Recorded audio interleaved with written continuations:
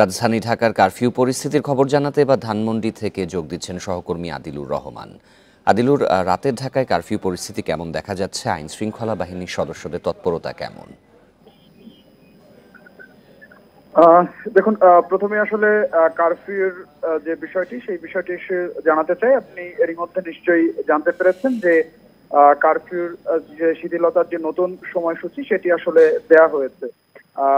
কিছুক্ষণ আগে স্বরাষ্ট্রমন্ত্রী সাংবাদিকদের সঙ্গে কথা বলেছেন এবং তিনি আসলে যেটি জানিয়েছেন যে আইন শৃঙ্খলা পরিস্থিতি দিন দিন আসলে উন্নতি হচ্ছে।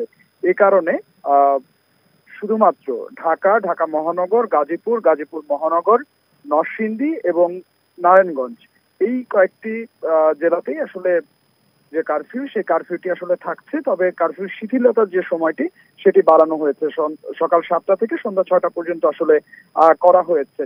এই সময়টির মধ্যে আগামীকাল থেকে ব্যাংকের যে নতুন সময়সূচি সকাল 10টা থেকে বিকেল 3টা পর্যন্ত থাকবে, শেয়ার বাজারও খুলছে এবং অন্যান্য যে অফিস আদালত সেগুলো আসলে চলবে। স্বরাষ্ট্রমন্ত্রী তিনি আসলে জানিয়েছেন যে এই যে আন্দোলন এবং আন্দোলনের নামে যে যারা নাশকতা করেছে তারা কোনোভাবেই এই সহিংসতার যে দায় সেই দায়টি আসলে এড়াতে পারেন না এবং একই সাথে এই ছাত্ররা যে আন্দোলনটি আসলে করছিল সেই আন্দোলন প্রত্যাহারের খুব দ্রুত সেই যে আহ্বান সেই আহ্বানও কিন্তু আসলে স্বরাষ্ট্রমন্ত্রী জানিয়েছেন।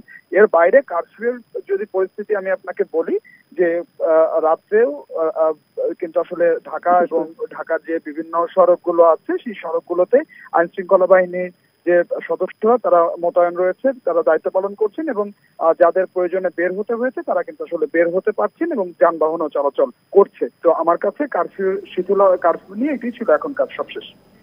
রাজধানী ধানমন্ডি থেকে জানাচ্ছিলেন সহকর্মী আদিলুর রহমান।